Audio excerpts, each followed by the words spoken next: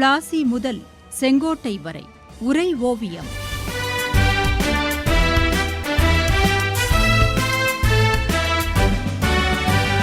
சும்மாவா வந்தது சுதந்திரம் என்பது, சும்மாவா வந்தது. 1857 பெருங்கிளர்ச்சியின் போது நானா சாஹேப் தொடக்கத்தில் என்னவெல்லாம் செய்தார் என்று கூறினீர்கள். அப்போது ஆங்கில படை அதிகாரிகளான நீல், வீலர், ஹேவ்லாக் இவர்கள் பற்றியும் சொன்னீர்கள். அவர்களை எப்படி தாயே நானா சாஹேப்பிடமிருந்து கான்பூரை மீண்டும் அடிமையாக்கினார்கள்?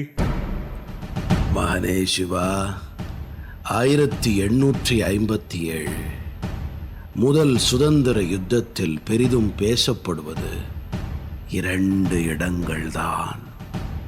ஒன்று ஜான்சி, அடுத்தது கான்பூர். ஜான்சியின் ராணி லக்ஷ்மி பாயும் கான்பூரின் ஆட்சியாளன் நானா சாஹேப்பும் தான். அந்த நேரத்தில் ஆங்கிலேயர்களுக்கு மிக பெரும் நெருக்கடியை கொடுத்தார்கள். கான்பூரில் கர்னல் நீல் செய்த காட்டுமிராண்டித்தனமான செயல்களை குறித்து உனக்கு சொன்னேன் அல்லவா? அப்போது கான்பூரில் கோட்டையில் இருந்தவன் ஜெனரல் வீலர். ஒரு கட்டத்தில் நானா சாஹேப் கான்பூரை தன் பிடிக்குள் கொண்டு வந்தான்.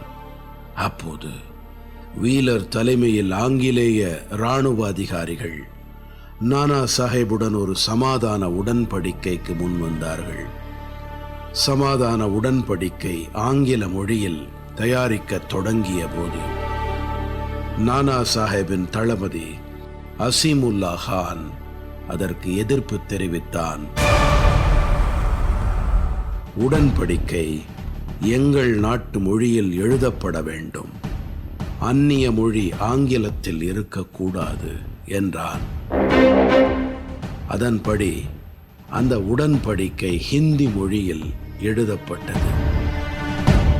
அசீமுல்லா கான் ஆங்கிலம் நன்கு தெரிந்தவன் என்ற போதிலும் வென்றவன் மொழியில் உடன்படிக்கை இருக்க வேண்டும் என்று தன்மானத்தை நன்றாக வெளிப்படுத்தினான்.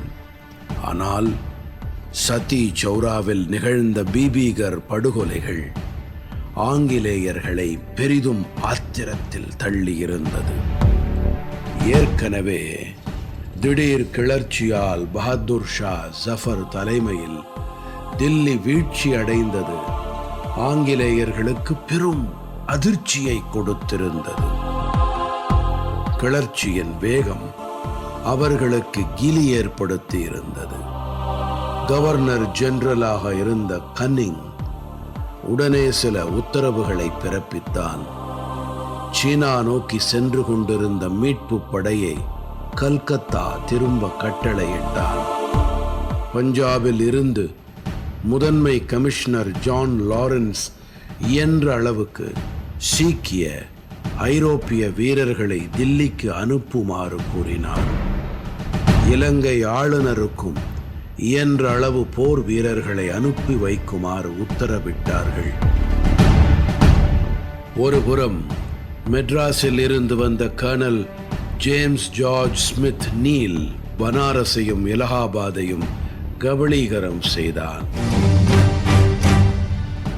அவனது உயரதிகாரி ஹென்றி ஹேவ்லாக்கோ கான்பூருக்குள் நுழைந்து இந்தியர்களை பழிவாங்கினான். நானா சாஹிப்பை சில இடங்களில் தோற்கடித்து பின்வாங்கச் செய்தான் ஹேவ்லாக். இருந்தபோதும் வீரர்களின் பலம் குறைந்த நிலையில் ஹேவ்லாக்கும் பின்வாங்க நேரிட்டது. மேலதிகாரியான ஹேவ்லாக்கின் செயலை நீல் விமர்சித்தார். அவர்களுக்கு இடையில் அதிகார போட்டி இருந்தது. ஆகஸ்ட் 16 ஹேவ்லாக் பித்தோரில் ஒரு வெற்றியை ஈட்டினான். அதன் பின் அவனது படை மீண்டும் கான்பூர் திரும்பியது. அப்போது காலரா நோய் பரவியதால் படைகள் இழப்பை சந்தித்தன. ஹேவ்லாக்கின் அந்த முடிவையும் நீல் விமர்சித்தான். உத்தரவுக்கு கீழ்ப்படியாமை என்ற குணம் கொண்டிருந்த ஜேம்ஸ் நீலை லக்னோ செல்லுமாறு கூறினான். ஹேவ்லாக். அதன்படி நீல் செப்டம்பர் 18 அன்று லக்னோவுக்கு படை நடத்திச் சென்றார். 21ஆம் தேதி கடும் சண்டை நடந்தது. 22ஆம் தேதி இடைவிடாது மழை பெய்தது. 23ஆம் தேதி கடுமையான வெப்பம் சுட்டரித்தது. 25ஆம் தேதி லக்னோவில் தொடர் தாக்குதலை நடத்தினார் நீல்.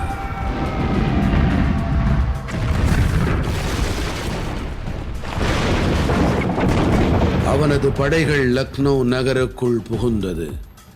ஆனால் அதே நேரம் காஸ் பசாரில் தலையில் துப்பாக்கி குண்டுகள் பாய்ந்த நிலையில் நீல் கொல்லப்பட்டான்.